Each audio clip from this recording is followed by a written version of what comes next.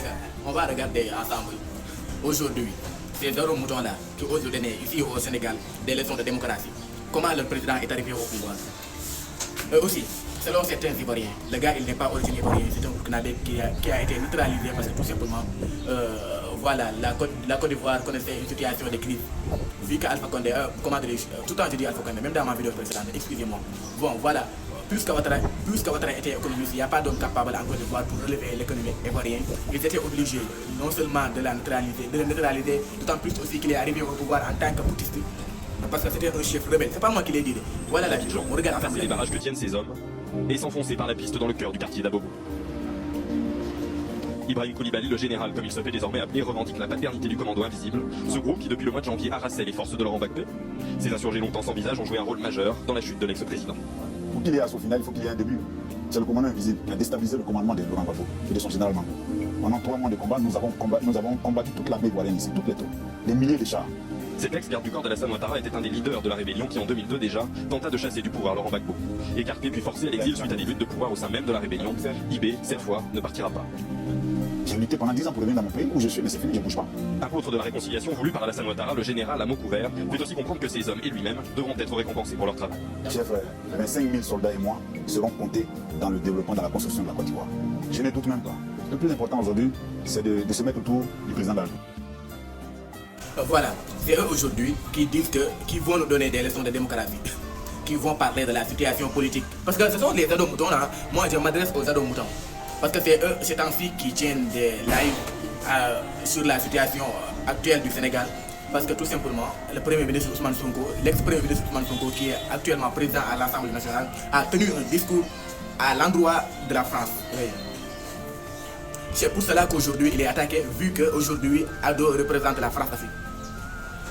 En train d'insulter, dire que oui, Sonko est un danger pour le Sénégal, il va brûler le Sénégal. Alors que vous avez oublié que non seulement le gars il n'est pas origine ivoirien, selon certains Ivoiriens, mais il est arrivé au pouvoir avec des armes. Depuis qu'il est arrivé, il refuse de quitter le pouvoir. Sous prétexte, il est le seul homme coupable, c'est-à-dire ceux qui sont là-bas, ils ne sont pas coupables de diriger le pays. Ils n'ont pas reconnaissance, c'est-à-dire, ce n'est pas des gens instruits, il n'y a que lui qui peut gérer. C'est vous qui se mène, c'est-à-dire des affaires des autres. C'est vous. À la veille de chaque élection, on contre des situations, tout le temps, à chaque fois.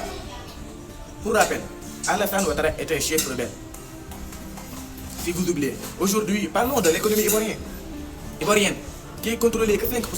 Les 95% sont contrôlés par des gens non nationaux. Vous n'en parlez pas de ça. Il y a trop de choses à dire chez vous. Quoi qu'on puisse dire, nous on est en train de faire en sorte de s'en débarrasser de ce qui s'est passé chez nous. Aujourd'hui, la base militaire ou les bases militaires françaises qui se trouvent chez vous, vous n'en parlez pas de ça. Sous prétexte, il est le seul homme capable à diriger le pays. Il est le seul homme capable à être à la tête du pays. À la veille de chaque élection, on voit des Ivoiriens déjà. Personne ne dit rien. Aujourd'hui, il est à son 4e mandat. 4e mandat. Donc, est-ce que vous, au moment où nous parlons, vous aurez dû avoir le temps de parler de la situation des autres pays? Est-ce que vous êtes placé aujourd'hui pour donner des leçons de morale, de démocratie à d'autres pays?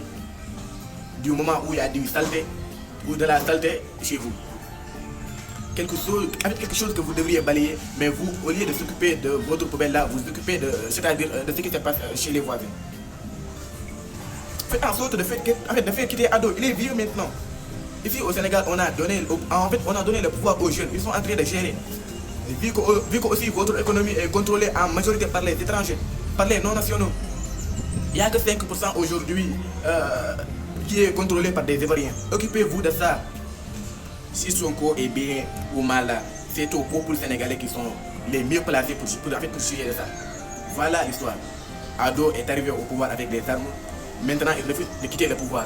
Par pause de mourir là, vous refusez de vous tenir devant lui. Et le dégage d'ici. Ici au Sénégal, c'est la jeunesse qui a su prendre ses responsabilités et faire quitter Macky Sall lorsque Macky Sall ne faisait plus l'affaire. Mais vous, vu que vous êtes des patrons, vous refusez de prendre vos responsabilités. Maintenant, si quelqu'un attaque la France, c'est vous qui êtes là à défendre la France. Lâche.